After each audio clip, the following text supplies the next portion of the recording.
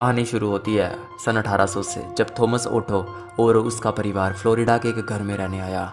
Thomas का बेटा था जिसका नाम रॉबर्ट ओटो था।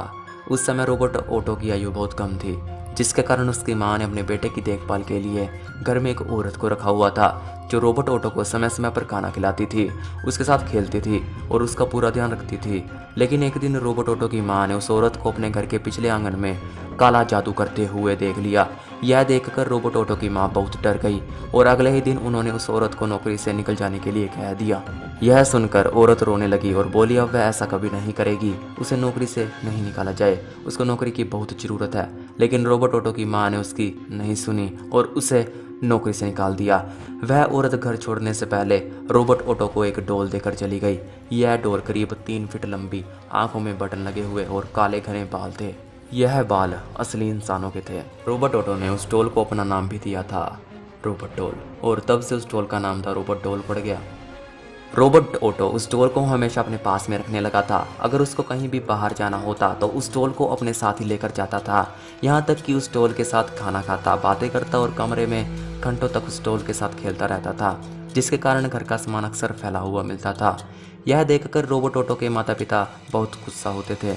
इसीलिए रॉबर्ट ओटो को अपने माता पिता से डांट भी खानी पड़ती थी, क्योंकि उसके माता पिता को यह लगता था कि यह सारा सामान उसके बेटे रॉबर्ट ओटो ने ही फैलाया है, जबकि रॉबर्ट ओटो अक्सर यह कहता था कि यह सामान उसने नहीं बल्कि उसकी डॉल ने फैलाया है। लेकिन तब उसकी बात को उसके माता पिता झूठ समझते थे। लेकिन एक दिन रॉबर्ट ओटो के माता पिता ने देखा कि वह डॉल रॉबर्ट ओटो के कमरे में अपने आप चल रही है और उसके कमरे का सारा सामान फैला रही है।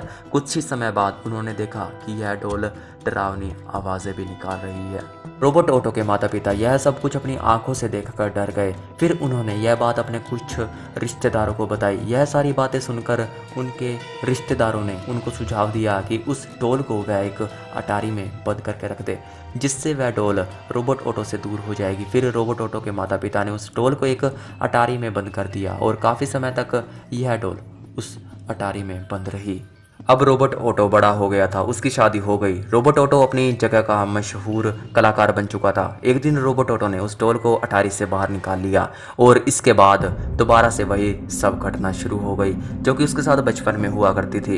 इन सभी घटनाओं से उसकी पत्नी बहुत परेशान हो गई और उसने गुस्से में आकर उस डॉल को अटारी में दोबारा बंद कर दिया। कुछ दिनों बाद रॉबर्ट ओटो की पत्नी मानसिक रूप से बीमार हो गई और उसकी मृत्यु हो गई। अब रॉबर्ट ओटो अकेला हो गया था, लेकिन वह भी ज्यादा समय तक जिंदा नहीं रहा और कुछ दिनों बाद रॉबर्ट ओटो की मृत्यु हो गई। अब उस घर का कोई भी मालिक नहीं था और ना ही कोई उस घर में रहता था सिवाय उस डॉल के, जो कि अटारी में बंद पड़ी हुई थी।